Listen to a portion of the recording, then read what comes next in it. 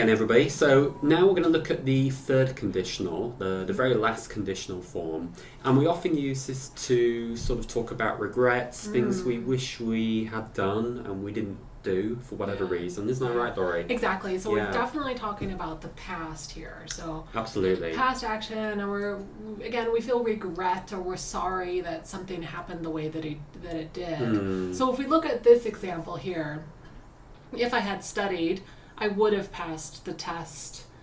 So obviously I didn't study, I didn't pass the test. Yeah. Absolutely. But I wish that I had studied because then I would have passed the test. Right. Yeah, that's it. Exactly. So this is one that's talking about regret in the past. It's important.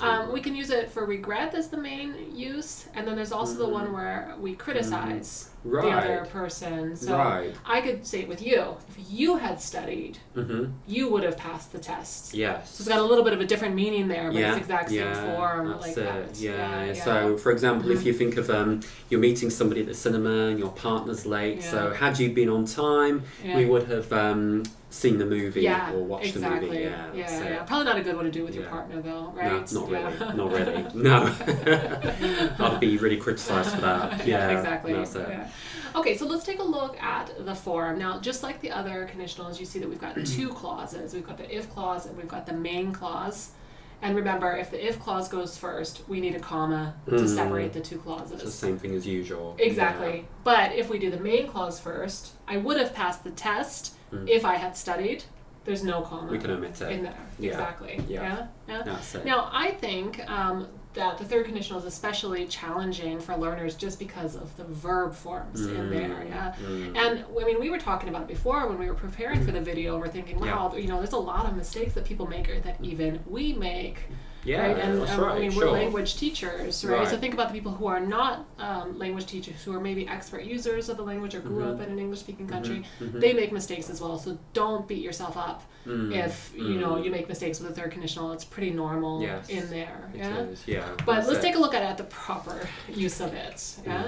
So we've got here the verb. So this is the past perfect.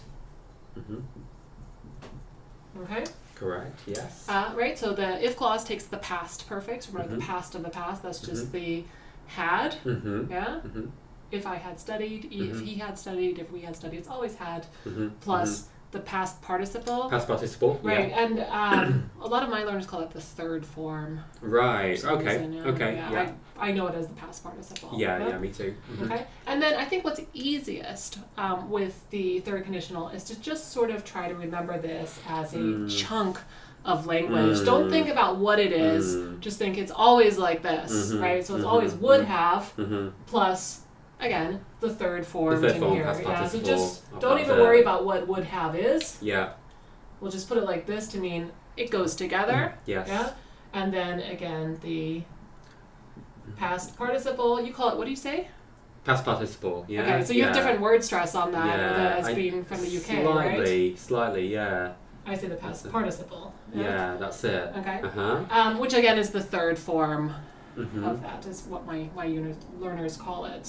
That's right. So if I had studied, I would have passed the test. Now let's think a little bit about the pronunciation in here. Again, we've been speaking about why it's difficult for learners to understand that this is even the conditional. There's two things in here. There's if I, right, which we said before in the second conditional, it could be fi. Yeah, absolutely. Pronounced fi studied, fi had studied, or even, what about this? We could say ud. Ud. If it's so studied. So it's really studied. if it's studied. Absolutely. At the beginning there. So that's hard if you're listening for some signal words in here. That's really tough to pick up in very quick spoken English. That's it. Now here's another one. So it's kind of like would have.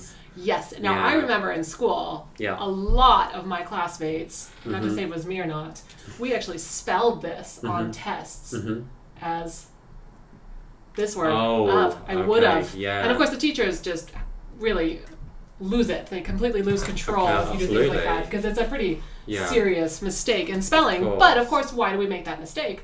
That's what it sounds like. It sounds like would have. Absolutely. Yeah. So Yeah, those are the things to sort of look out for. And remember, when you are writing it and spelling it, then of course we have to have the correct spelling. But when you pronounce it, it sounds like something else completely. Absolutely. Yeah. That's it. Okay, so we spoke a little bit about the order of the clauses. We could flip them around. And you gave a really good example earlier, right? With had as the first word. Remember that? Oh, I'm trying to remember it now. Yeah. Oh, yes. So had I, I'll give a quick example, everybody. So had I studied harder, I would have got a grade A. For example. Exactly. So there was no if in there at all. No, absolutely. That's important to remember. Yeah. So had I studied harder, more, better, longer, absolutely. or at all, so I would have intensify. passed. That's it. Yeah, exactly. So we don't even need the if. And this is one that was really about criticism, so self-criticism or criticism of somebody else. I mean, I personally, I use this a lot to talk about myself. So had I remembered my umbrella, I wouldn't have gotten wet. Absolutely. Or had I gotten home on time, I could have done this, this, and this. That's it. And I actually just used a different example, didn't I? You did. I didn't use the would. Yes. Had I studied, I could have. Absolutely. Yeah. So it's also important how we can sort of interchange that modal verb, isn't it? Yeah, and in fact, would and could. They're not too far apart, right? Absolutely. So you can sort of see, they're just in the word itself and in the meaning. So it's a kind of an easy interchange in this conditional and in the second conditional as well. Would and could can be used not interchangeably, but they're very close in meaning. Very so this just means I would have. There was the option or there was a possibility to pass. That's right. I think so. Yeah. So let's do a couple more examples just to finish. I mean, I think the one, if we're talking about regret, the umbrella example again. Right? So if I'd, let's see, if I'd, maybe if I'd remembered. So I was looking for the right verb there. So if I'd remembered my umbrella, I would have not gotten wet. Exactly. For example. Or even, I mean, we could do it in the negative as well. Yeah, I wouldn't have gotten wet. Right, or if I hadn't forgotten my umbrella, I wouldn't have gotten wet. So now, I mean, just from listening until we're looking at how, complicated the form really is getting. Exactly. That's it. Can you think of another example? How about if we hadn't been late, we would have found a parking space. Or if we would have found a parking space, we wouldn't have been late. Exactly. So there's an example there, isn't there? Exactly. I think we've covered that, haven't we? Nicely. Good. Okay, everybody. So thanks a lot.